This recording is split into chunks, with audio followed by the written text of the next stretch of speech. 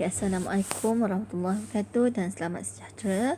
Okey, bersama saya Cikgu Afsan. Okey, dalam subjek prinsip perakaunan tingkatan 4 pula, iaitu dalam modul 5 iaitu ledger. Okey, baiklah. Dalam tajuk ledger ini, cikgu akan rujuk kepada sistem catatan bergu dan cara menyediakan akaun dalam ledger. Okey, sekarang kita lihat kepada perkenalan. Okay, ledger merupakan buku akaun utama untuk merekod pelbagai jenis urus niaga perniagaan. Okey, buku akaun utama itu paling penting.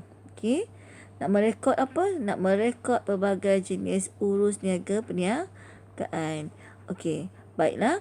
Okey, pelajar boleh ingat semula bagaimana sebelum tajuk ini kita telah menyediakan akaun buku catatan pertama, iaitu journal. Jadi ledger ni adalah selepas kita sediakan journal, kita sediakan ledger untuk merekodkan segala maklumat yang terdapat dalam buku catatan pertama.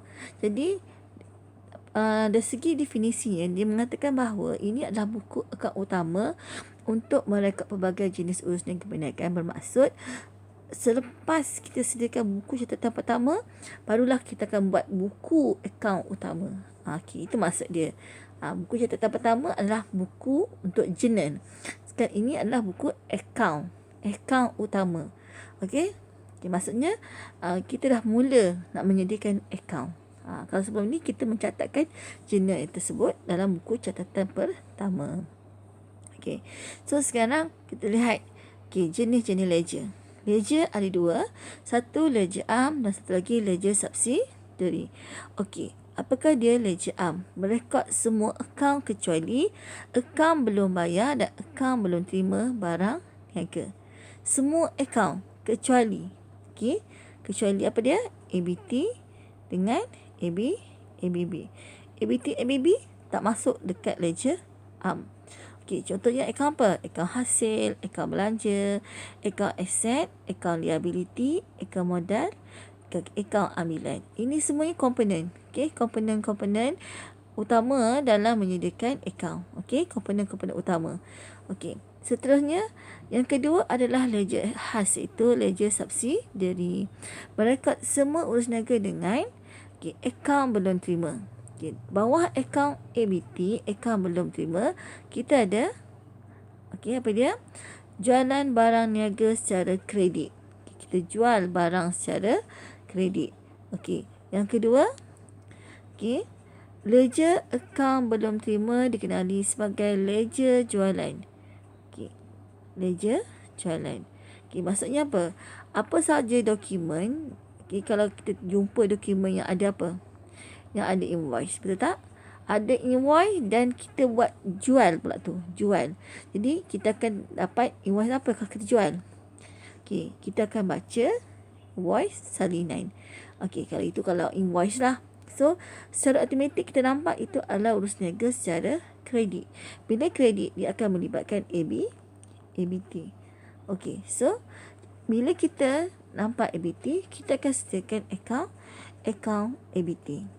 Okey, maka dia dikenali sebagai ledger jualan. Okey. Yang kedua ialah akaun belum bayar, ABB. Okey. ABB pula belian barang niaga secara kredit. Okey, begitu juga dengan dokumen. Kalau dokumen misalnya invoice, tapi invoice ini invoice apa? Okey, invoice asal. Okey, invoice asal. Okey, kalau yang kita jual salinan. Okey, so sekarang ledger akaun belum bayar dikenali sebagai ledger belian. Okey, faham? Okey, so sekarang kita lihat kepada format menyediakan ledger. Okey, terdapat dua bahagian dalam setiap akaun ledger, iaitu bahagian kiri dipanggil debit dan di bahagian kanan dipanggil kredit. Okey, macam inilah. Ada debit, ada kredit. Okey, so Bahagian debit atau kredit bergantung kepada jenis akaun yang direkodkan. Contoh, bahagian debit, akaun aset akan direkod dengan penambahan aset, dan di bahagian kredit pula akan direkod dengan pengurangan aset. Ini contoh saja tau, contoh untuk akaun aset ya. Maksudnya kalau kita buka akaun aset, okey, tak kisahlah akaun apa, contohnya akaun apa kalau aset. Okey, akaun kenderaan contohnya ya. Okey, kenderaan adalah salah satu daripada aset. Okey, item aset. Maka dia kata apa? Akan direkod dengan penambahan aset di bahagian kredit. So di bahagian di bahagian debit, akaun aset akan direkodkan dengan penambahan. Maksudnya di bahagian debit, penambahan. Okey, sini debit. Okey, dan di bahagian kredit pula akan direkod dengan pengurangan. Ini contoh. Contoh saja untuk akaun aset. Okey. Okay, so sekarang ni bila kita lihat format di sini, kita ada tarikh, kita ada butir, ada folio, ada amount. Sama juga di bank kredit, ada tarikh, ada butir, ada folio, ada amount. Ini bentuk accounting. Okay, ada juga akaun yang disediakan dalam bentuk lajur. Yang mana bentuk lajur dia akan disediakan tarikh, butir, folio, debit, kredit, baki. Okay, dan soalan yang berbentuk lajur jaranglah dikeluarkan dalam SPM. Biasanya kita akan keluarkan akaun berbentuk T. Okey, tapi benda yang sama juga. Debit, kalau kita bagi contoh akaun aset, debit adalah menunjukkan nilai aset bertambah, dan kredit menunjukkan nilai aset berkurangan. Kalau kita ambil contoh aset. Okey, kita lihat nanti contoh-contoh lain yang mana jangan pegang debit tu bertambah, kredit tu berkurangan. Tak. Saya hanya beri contoh aset saja. Yang lain nanti kita akan tengok ya selepas ini. Okey, seterusnya klasifikasi akaun. Okey, bila kita sediakan akaun ledger ini, kita buat akaun ledger ini, kita kena klasifikasikan akaun tersebut, adakah dia akaun nyata atau akaun nominal. Okey. Akaun nyata dan akaun nominal merupakan akaun untuk merekod urus niaga selain daripada akaun belum terima dan akaun belum bayar. Okey, maksudnya selain daripada ABT, selain daripada ABB, kita kena pasti sama ada dia akaun nyata atau akaun nominal. Cuba lihat apakah dia akaun nyata. Akaun yang merekod semua aset perniagaan, iaitu akaun lengkapan, akaun perabot, akaun kenderaan, akaun bank, akaun tunai, akaun inventory dan akaun alatan pejabat. Okay, yang ini semuanya adalah akaun yang nyata sebab dia semuanya aset. Ada aset bukan semasa, ada bukan semasa, dan ada aset semasa. Lengkapan akaun ABS, perabot ABS, kenderaan ABS, akaun bank, tunai, akaun semasa, akaun inventory, akaun semasa, dan akaun alatan pejabat adalah ABS. Okey, seterusnya akaun nominal. Akaun nominal merekod semua hasil dan belanja.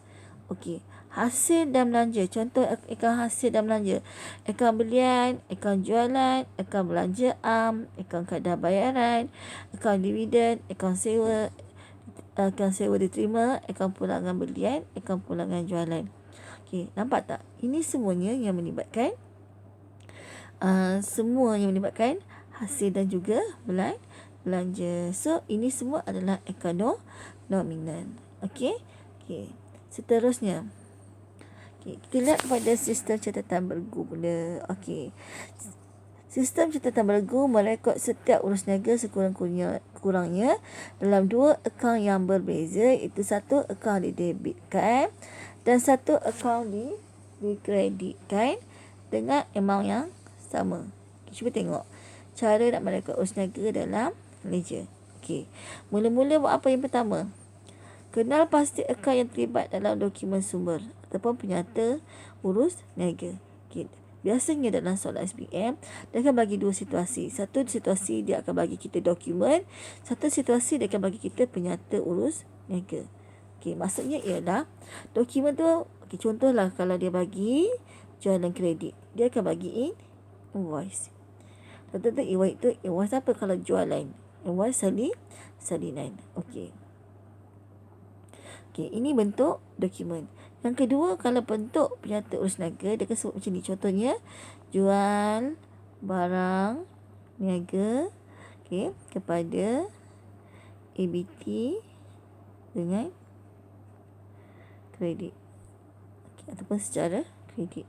Ini maksudnya penyata urus niaga. Dia bentuk penyataan.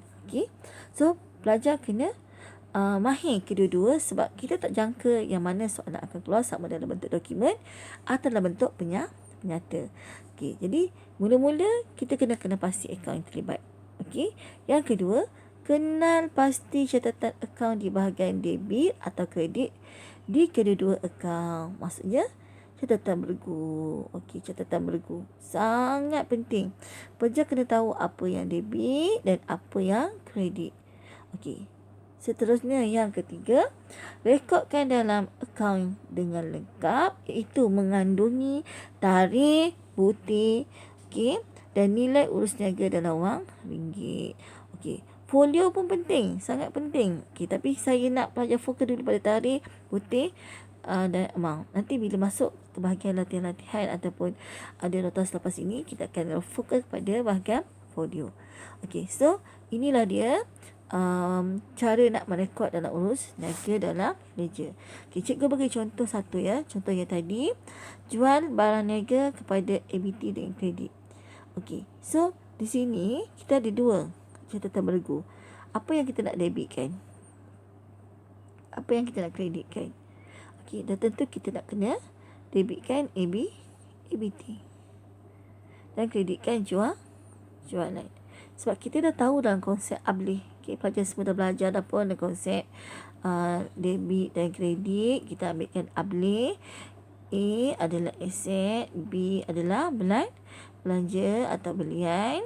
Lepas tu equity pemilik.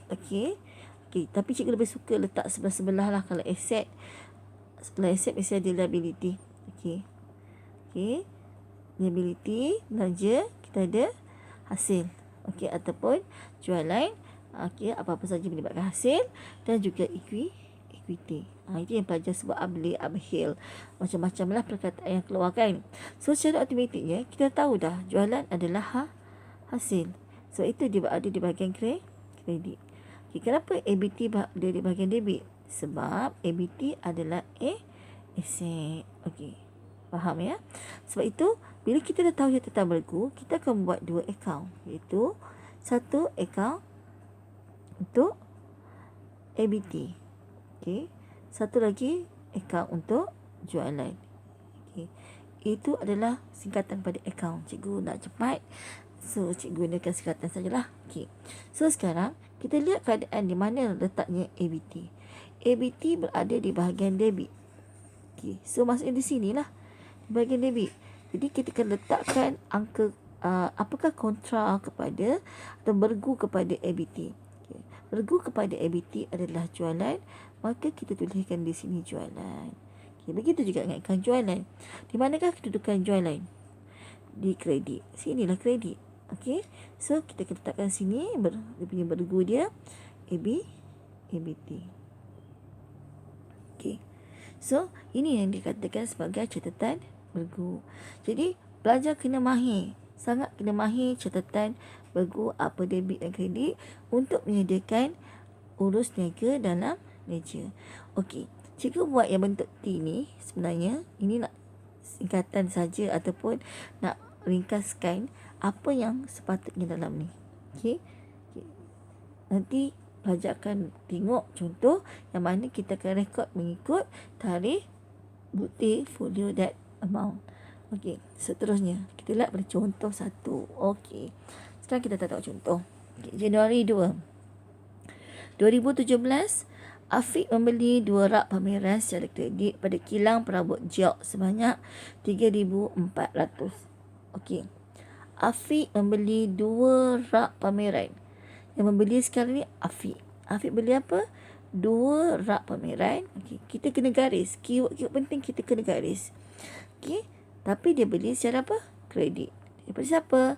Kilang perabot Jok sebanyak 3,400. Di sini kita boleh nampak beberapa keyword yang penting yang pelajar kena betul-betul kena faham cerita dan kena tahu catatan bergu dia. Okey, kita beli apa sekarang ni? Afiq beli apa sekarang ni? Perabot. Rak pameran. So, rak pameran ni diletakkan di bawah kategori item apa? Ya, perabot. Perabot adalah aset, bukan semasa. Okey. Kita bayangkan dalam sebuah kedai, pada asalnya kosong, tak ada apa-apa pun. Datang Afiq, Afiq ni pemilik kedai, dia beli perabot. Dia beli 2 rak pameran. So, itu adalah perabot. So, perabot ni bertambah ke berkurangan? Kita tentu perabot ni bertambah. Maksudnya, aset bukan semasa bertambah. Okey, yang kedua, dia beli secara kredit. Bila kita beli secara kredit, kalau ingat lagi dalam kita belajar tajuk pertama, tajuk kedua, klasifikasi perakawanan, kita ada menyentuh tentang bertambah atau prinsip bertambah, prinsip berkurangan kan. Okey, ataupun kita akan lihat nantilah cikgu akan tunjuk dalam tajuk yang sama. Okey, bertambah berkurangan semua tu. Okey, so pelajar kena tahulah. Okey, kalau kita beli secara kredit, siapa yang terlibat, apa yang terlibat. Jadi kita tahulah bila beli secara kredit di sini, beli secara kredit. So, dan tentu yang terlibat adalah beli istilah ABB. Akaun belum bayar. Okey. So, ABB ni di bawah kategori apa? Okay, ABB adalah liability. So, kalau sebelum ni Afiq tak ada liability, sekarang liability tu wujud. Kilang perabot Jok wujud dalam perniagaan Afiq, maka liability juga bertambah. Okey, kalau kita lihat kepada prinsip ableh. Okey, kita masih lagi letak prinsip ableh. Okey, debit. Okey. Cikgu balik. Debit dan juga kredit. Okey, aset, liability, bilion atau belanja, hasil dengan jualan dan juga equity pemilik. Kita nampak liability berada di bahagian kredit. So, bila liability itu semakin bertambah, maka dia tetap berada di bahagian kredit. Okey? Okey, kita boleh ambil kira prinsip kedua dalam perakaunan yang pelajar kena mahir. Ini prinsip pertama ya, ableh. Prinsip kedua, sepatutnya pelajar dah sedia maklum, iaitu debit, kredit. Okey, kita tengok kat mana kedudukan aset. Okey, kalau aset berada di bahagian debit, okey, kalau dia seterusnya bertambah dan asal usul dia memang dia berada di bahagian debit, maka dia akan terus bertambah, maka dia debit. Tapi bila aset tersebut berkurangan, aset itu akan berada di bahagian kredit. Okey, begitu juga dengan liability. Liability kalau kita lihat kepada asalnya, asal usulnya, dia memang berada di bahagian kredit. Dia adalah liability, maka dia bahagian kredit sampai bila-bila lah dia akan berada di bahagian kredit sekiranya dia bertambah. Tetapi kalau liability berkurangan, okey, maka liability akan berada di bahagian debit. Okey, so prinsip ini pelajar kena betul-betul mahir, kena betul-betul faham sebab dia akan berkait dengan tajuk-tajuk selepas ni. Okey, begitu juga dengan belian dan belanja. Okey, belanja pun bersama. Kalau dia bertambah, di mana dia berada asal usulnya? Di bahagian debit. Kalau dia berkurangan, dia akan berada di bahagian kredit. Kat mana hasil? Hasil asalnya berada di bahagian kredit. So, dia akan bertambah di bahagian kredit lah. Tapi kalau dia berkurangan, hasil akan berada di bahagian debit. Okey, begitu juga dengan equity pemilik. Dekat mana equity pemilik? Berada di bahagian kredit. So, dia akan kekal sampai bila-bila dia bertambah. Dia ada di bahagian kredit. Dan kalau dia berkurangan, maka dia akan berada di bahagian debit. Begitulah dengan cerita kita sekarang. Kita tengah buat liability. Asalnya Afiq tak ada pun kilang perabot Jok. Bila masuk, dia beli perabot tapi dia beli secara hutang, itu secara kredit. Okey, kredit ni hutang maksudnya ya. Maka wujudlah ABB. Maka kalau kita buat debit sini ialah debit perabot. Okey, kredit ABB kilang perabot jok. Okey. So, kita tengoklah buat akaun dia. Pertama, kena buat akaun perabot. Kedua, kena buat akaun ABB, iaitu kilang perabot jok. Okey, kat mana kedudukan perabot? Okay, perabot berada di bahagian debit. Di sinilah, ni debit. Okey, ini kredit. Okey. So, sekarang kat mana perabot? Perabot berada di bahagian debit. Okey, so kita letaklah kilang perabot jok sebagai belgu kepada akaun perabot. Okay. Yang kedua, kita lihat dekat mana kedudukan ABB kilang perabot jok. Di bahagian kredit. Di sinilah kredit. Ini debit dan di sini adalah kredit. Okey. So, kita letak maklumatnya dia belgu dia di bahagian kredit. So, berlakulah butir di mana apa yang ada di butir A ada butir bahagian. Kita anggap ni A, ini adalah B. Okey. Maklumat yang ada di butir A adalah maklumat di butir B dan apa yang ada di butir B adalah maklumat di butir A. Begitulah konsep dia. Okey. Okay. Pelajar mungkin nampak satu benda yang baru di situ. Ada folio. Okey. Dan folio tu telah letak GA1 dengan GA2. Okey. Cikgu nak beritahu di sini bahawa pelajar tingkat 4 kena faham, kena mahir tentang folio juga. Kerana folio ni ia merujuk, okey, ia adalah rentetan yang kita dapat daripada masa kita sediakan buku catatan pertama, iaitu jurnal. Okey. Sebab itu kat sini ada perkataan GA. GA ni adalah Journal Arm 1. Okey. Yang ni Journal Arm 2. Maksudnya, sebelum kita belajar tajuk ledger, kita belajar tajuk jurnal. Okey. Masa kita buat jurnal hari tu, kalau pelajar masih ingat lagi, okey. Ya. Okey. Okey, kalau pelajar ingat lagi,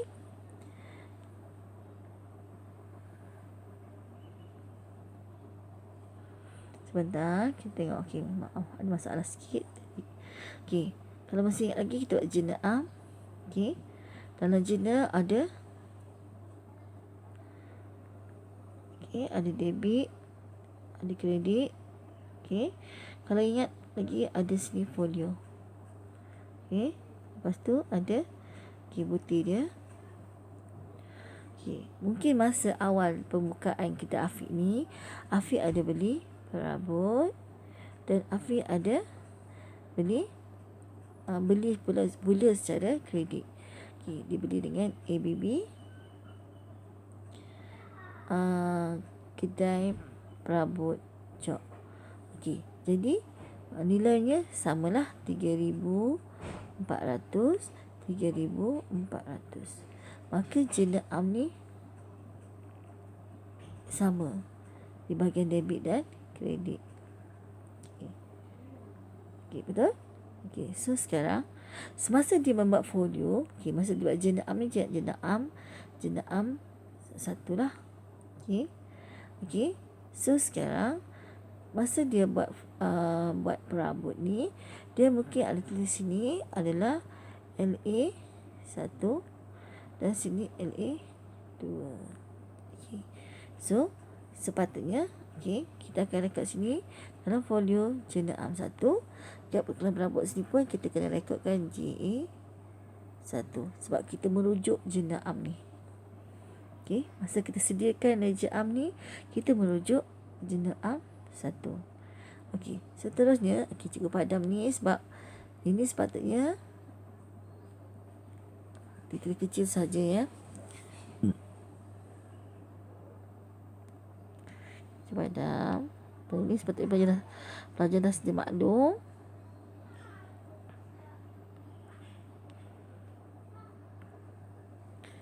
Okey, sebentar.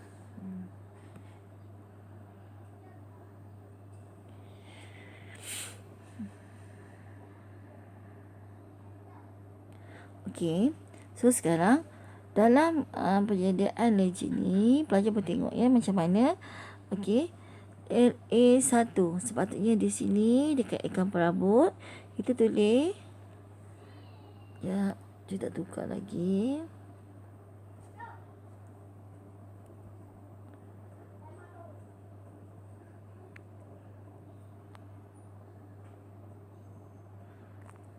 Okey. LA1. Ledger am 1. Okey. Okey. Dan di bawah ialah ledger am 2. LA2. Ya. LA2.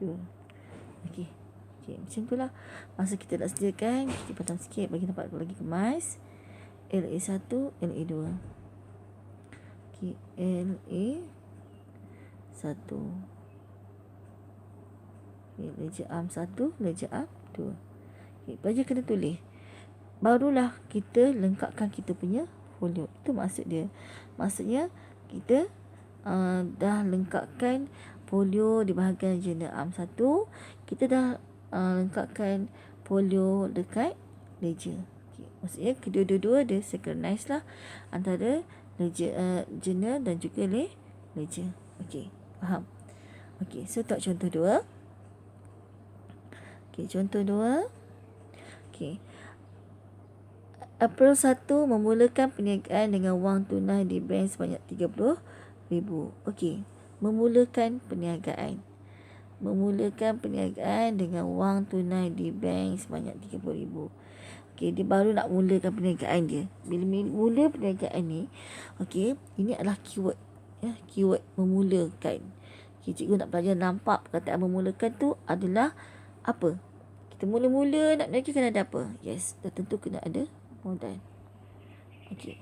So, bila nampak dia nak mula perniagaan tu dengan wang tunai di bank, maksudnya dia telah mengambil wangnya di bank tetapi dia ambil untuk jadikan sebagai modal.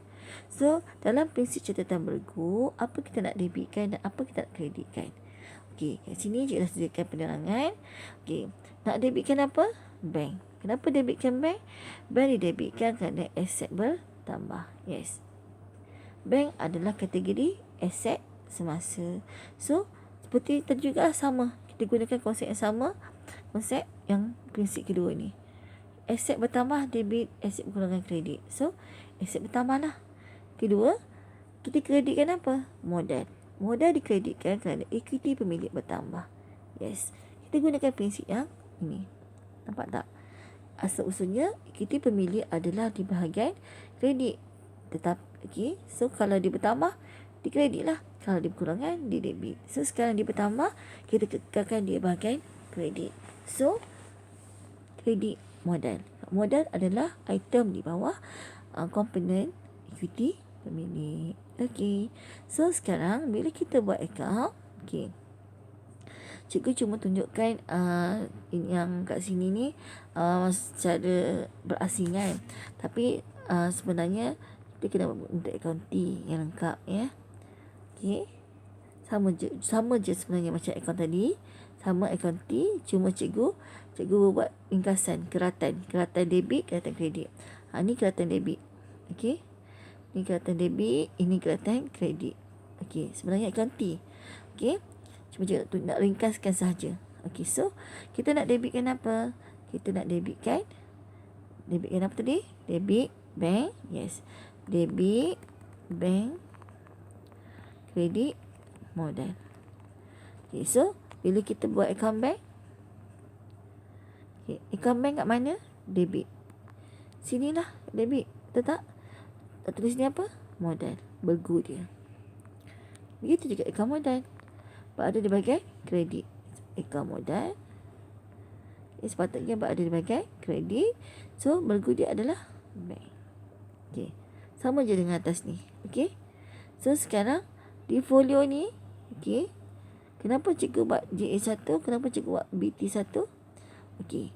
Semasa kita menyediakan buku catatan pertama sebelum ni. Okay. Pelajar boleh rujuk ya. Rujuk dalam buku teks. Tajuk buku catatan pertama jurnal. Masa kita sediakan jurnal am, okey, mungkin kita ada letakkan modal di situ. Sebab itu kita letakkan folio dia sendiri JA1. Okey, dan masa kita sediakan buku tunai pun di bawah tajuk buku catatan pertama, ingat ya. So kita pun rujuk di buku tunai ada perkataan modal. So kita pun letak BT1 sebagai rujukan. Okey, faham ya? So sepatutnya di account bank pun ada dia punya ledger am dia. Ledger am berapa? Okey, begitu dengan account modal ada ledger am berapa. Okey. Okay, seterusnya. Contoh 3. Membeli barang niaga secara kredit daripada pembekal Edwin bernilai RM4,300. Okey. Membeli barang niaga. Okey, secara kredit daripada pembekal Edwin. Okay, sekarang kita beli apa? Kita beli barang niaga. Okey, yang ni keyword juga. Cikgu nak pelajar nampak. Bila nampak je perkataan membeli, tapi dibeli apa? Barang niaga. Perkataan membeli barang niaga tertukar terus kepada perkataan belian. Konsep belian sama macam konsep belanja. Okey, belanja contohnya kita belanja kadar bayaran, belanja gaji, belanja promosi, belanja promosi, belanja insurans, banyak kan belanja. Itu kita kena tuliskan apakah belanja tersebut. Kalau gaji, tulis akaun gaji. Kalau promosi, tulis akaun promosi. Tetapi kalau kita beli barang niaga, kita tak boleh tulis perkataan belanja barang niaga. Kita tulis perkataan belian. Okey? Kita beli pula secara kredit. Kredit, bila beli secara kredit, maksudnya kita beli secara hutang. Beli, konsep dia sama macam tadi. Bila kita beli secara kredit, maka akan wujud ABB. ABB apa? Pembekal Edwin. Okey. So, kita tengok apa nak debit, apa nak kredit. Debit belian. Okey, kredit pembekal Edwin. Okey, kenapa belian? Belian didebitkan kerana belanja bertambah. Yes. Kita gunakan konsep yang sama. Tengok asalnya belanja debit. Sebab itu sampai bila-bila dia bertambah, dia kekal di bahagian debit. Tapi kalau dia berkurangan, dia berada di bahagian kredit. So sekarang belanja ni bertambah. Sebab itulah debit belian. Kedua, kredit. Kenapa kita letak Edwin ni kredit? Sebab dia ABB. ABB di bawah kategori apa? Liability. Okey, asalnya kita tak beli barang. Sekarang kita beli barang. Bila kita beli barang, beli pula secara hutang. Maka hutang pun bertambah. ABB pun bertambah. Bila ABB tambah, bermaksud liability bertambah. So tengok liability. Ya, liability asal-usulnya di bahagian kredit. Bila bertambah, dia masih lagi berada di bahagian kredit. That's why kenapa dia berada di bahagian kredit. Okey, pembekal Edwin dikreditkan kerana liability bertambah. Nampak? Okey. So, seperti biasa kalau kita buat akaun debit dan kredit, okey, kita dah tahu dah. Debit apa tadi? Kita dah tahu debit belian, kredit ABB, pembekal Edwin. Okey. So, kat sini belian. Okey, akaun belian. Akaun pembekal Edwin. Belian ada di bahagian apa? Bahagian debit. Sinilah debit. Tulis sini ABB Edwin. Okey. Pembekal Edwin. Okey. Pembekal Edwin kredit. Tulis sini. Okey, beli. Okay. Sama seperti yang kita buat kat atas ni. Yang ini keratan bahagian debit akaun belian. Ni keratan bahagian kredit akaun belum bayar. Okey, cuba kita lihat dekat folio. Cikgu memang nak tekankan folio sedikit ya. Tengok folio. Kenapa kita letak sini? Okey.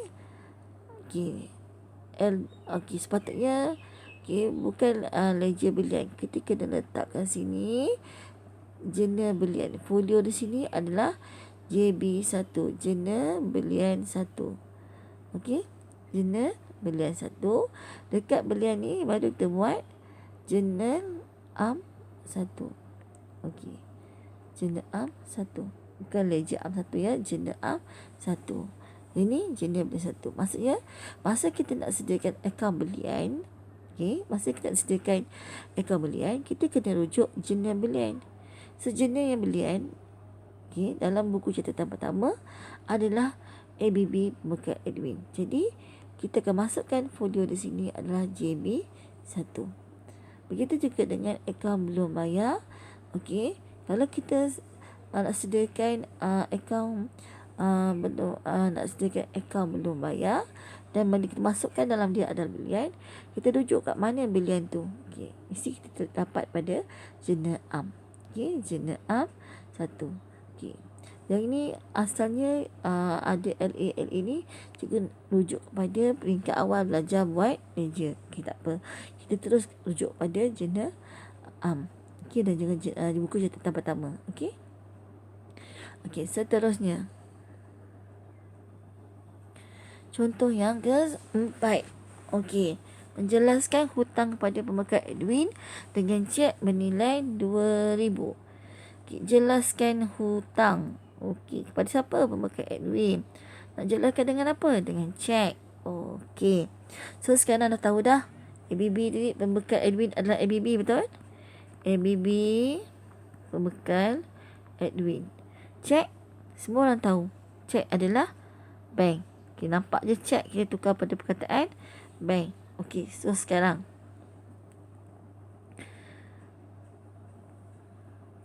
tengok macam mana nak selesaikan dia.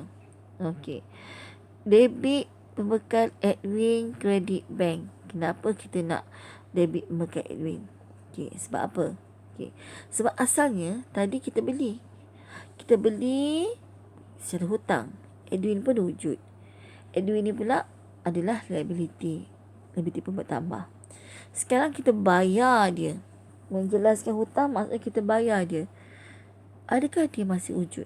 Ataupun dia masih bertambah? Ataupun nilai dia berkurangan? Tadi kita beli berapa? Kita beli, kita jangan ambil lah soalan yang ini, kita terfokus ini saja sebab amount dia lain ya. So sekarang kita bayar dia 2,000. Maksudnya Edwin berkurangan. So sekarang ni ABB berkurangan, tapi kita bayar dengan cek. Adakah cek ni ataupun duit dalam bank kita bertambah? Kita bayar. Yes, bank juga berkurangan. Ingat ya. So ABB adalah liability. Liability berkurangan. Prinsip yang tadi kita tengok balik. Liability berkurangan. Liability berkurangan, debit. So debit ABB bekal Edwin. Kita nak kreditkan apa ni? Cepat nak kreditkan bank. Betul ke kreditkan bank? Kenapa pula bank nak kena kredit? Bank berkurangan. Bank kategori apa? Asset. So aset berkurangan. Betul ke kredit? Cuba tengok. Aset berkurangan. Bertambah debit, berkurangan kredit. Yes. That's why kenapa berkurangan. Dan ada di bahagian kredit. So nak debitkan apa? Pembekal Edwin sebab liability berkurangan. Kenapa kita kreditkan? Sebab aset berkurangan.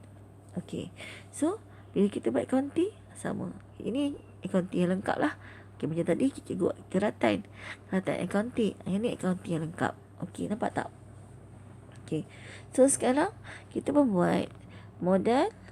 Kita buat account bank, debit account apa? Debit account ABB, account ABB pembekal Edwin. Pembekal Edwin, sini pembekal Edwin, dan kita masukkan di bahagian debit ni account bank. Begitu juga dengan account bank. Account bank ada bahagian kredit. Nampak tak kredit? Maka kita masukkan berguda account belum bayar pembekal Edwin. So sekarang masa kita nak buat account ni, kita pelajar boleh abaikan apa yang ada dalam folio-folio ni. Cuba terangkan sekali di sini. Dan ini apa yang ada dalam buku teks. Sekarang ni Kenapa buku tu dapat macam tu? Sebab dia ada urutan-urutan dia. So sekarang ni pelajar kena faham, bila kita nak buat ledger, okey, dalam folio mesti rujuk buku catatan pertama. Okey. So yang ini betul lah ni. Ni betul, jurnal okey. So sekarang ni akaun belum bayar bekas admin. Okey, masa kita sediakan akaun bank ni mungkin ledger berapa? Kita tuliskan ledger nombor berapa. Ini pun ni ledger belian. Okay. So masa kita buat ledger kita mungkin rujuk kat mana maklumat tersebut yang kita dapat. So akaun belum bayar bekas admin, dia sepatutnya di sini adalah jurnal belian. Jurnal belian berapa yang kita rujuk. 1, 2, 3 tu adalah nombor berapa yang kita rujuk, maksudnya lampiran berapa. So kita tengok akaun belum bayar pula. Bank dah tentu buku tunai. Kalau belian, ledger maksudnya jurnal berapa yang kita rujuk. Itu maksud dia. Dalam folio akaun mestilah buku catatan pertama yang mana yang kita rujuk. Kita nak sediakan ledger ni, ledger ledger belian. So dekat sini mesti LA, LB ataupun LJ, ledger jualan. Boleh? Seterusnya mengimbangkan ledger. Semua akaun dan ledger perlu ditutup pada akhir bulan 1 akhir tempoh perekonomian. Mengimbangkan akaun bermaksud kedua-dua bahagian akaun perlu seimbang untuk menjadi beza antara jumlah debit dan juga kredit. Sekarang kita tengok, kita dapat beberapa contoh untuk menutup dan mengimbangkan akaun.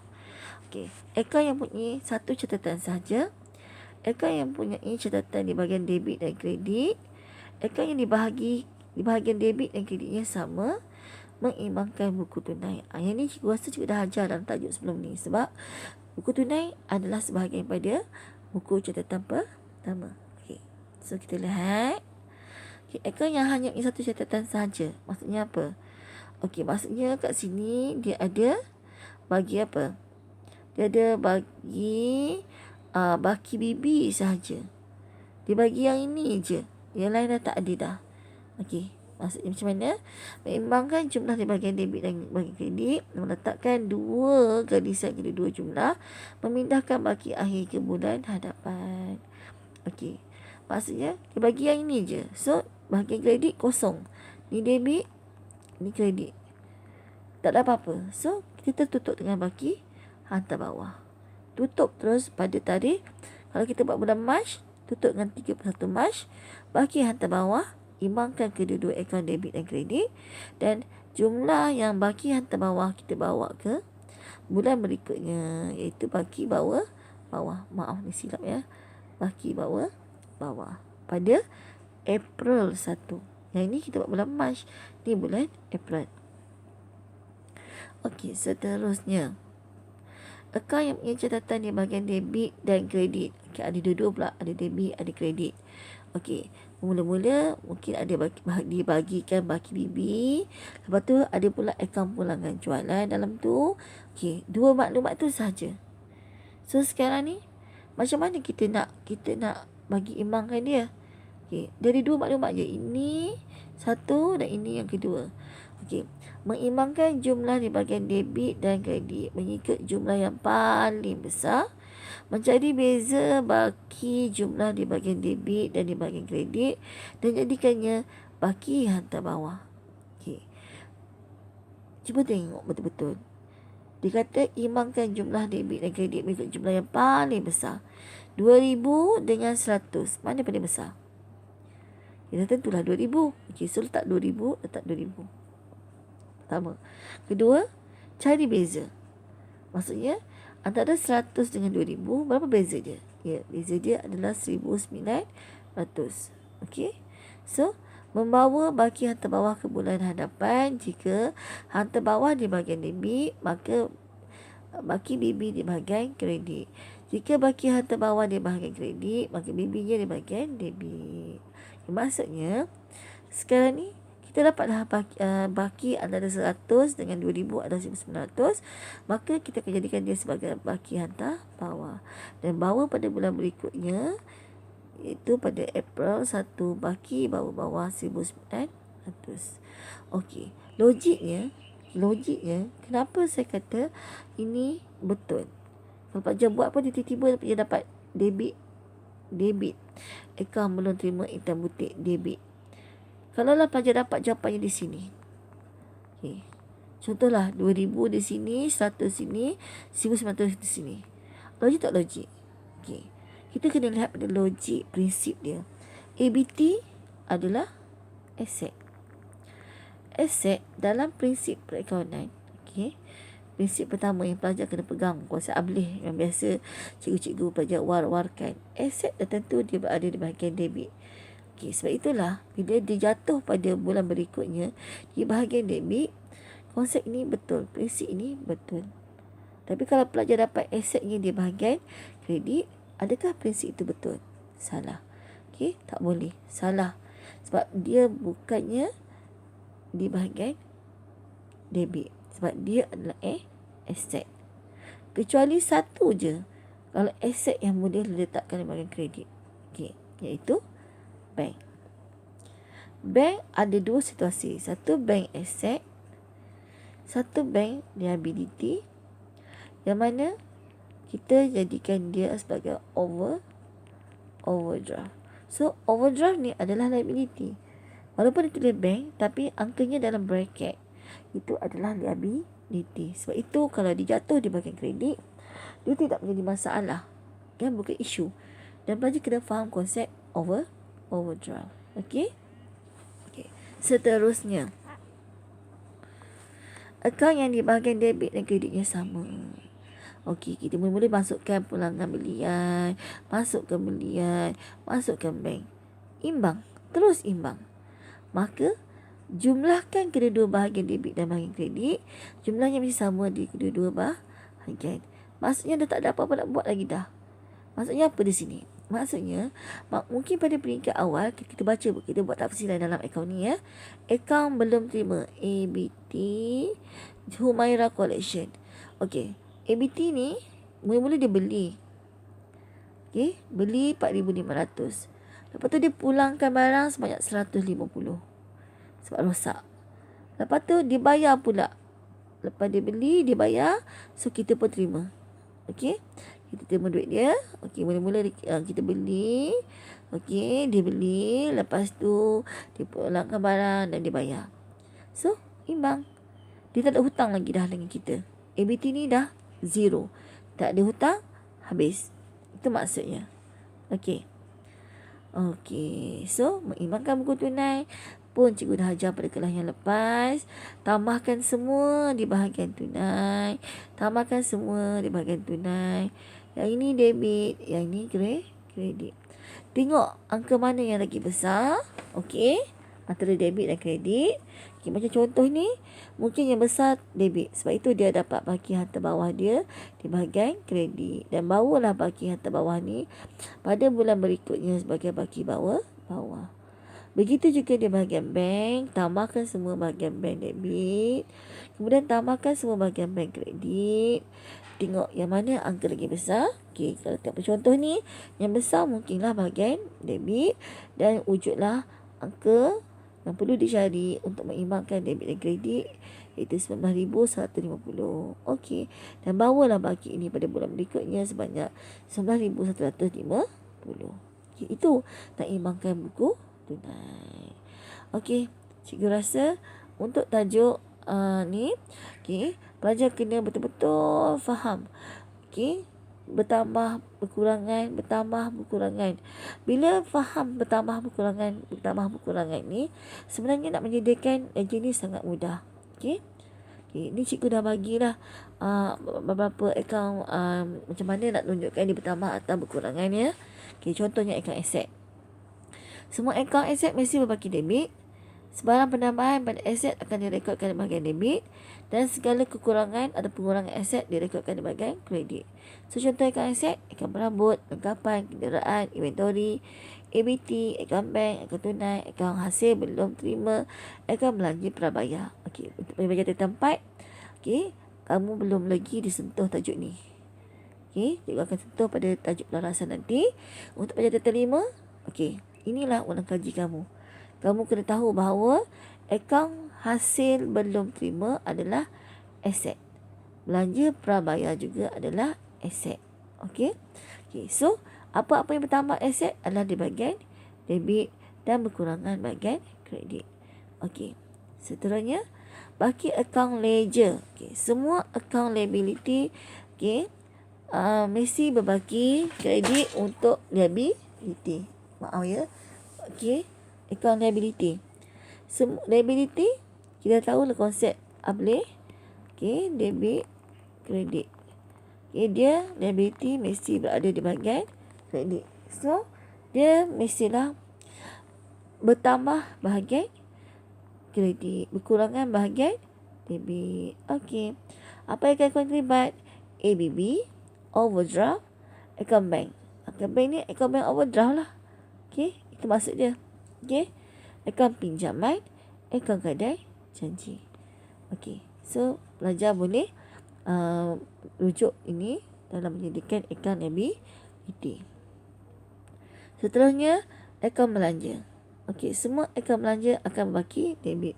Sebab dalam konsep boleh debit, kredit, dan tentu semua orang tahu okey, belanja adalah di bahagian debit. So, bila dia bertambah di bahagian debit, jika dia berkurangan berada di bahagian kredit. Okey, akaun belian, akaun gaji, akaun belanja kadar bayaran, susut nilai aset bukan semasa dan faedah atas pinjaman. Nah, ini contoh-contoh akaun dalam belanja. Okey, seterusnya akaun hasil. Okey, pun sama. Akaun hasil adalah di bahagian kredit lah konsep beli. Betul tak?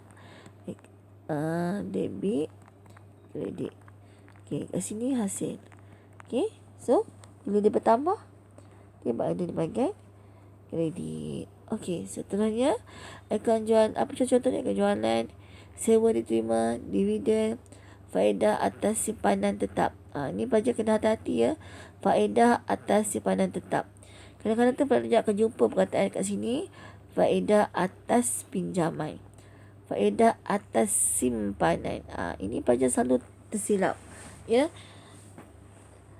Simpanan, kita simpan duit kat bank. So, kita dapat faedah. That's why dia hasil. Kalau pinjaman, kita pinjam duit dengan bank. So, kita kena bayar faedah. So, dia adalah belanja. Okey, seterusnya. Baki akaun ledger untuk equity pemilik. Okey, dalam konsep boleh debit, kredit. Kita tahu equity pemilik berada di bahagian kredit.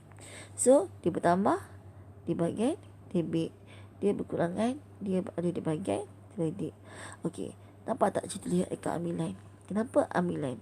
Sebab ambilan adalah ambilan ni akan mengurangkan jumlah akaun modal. Okay, kita ambil.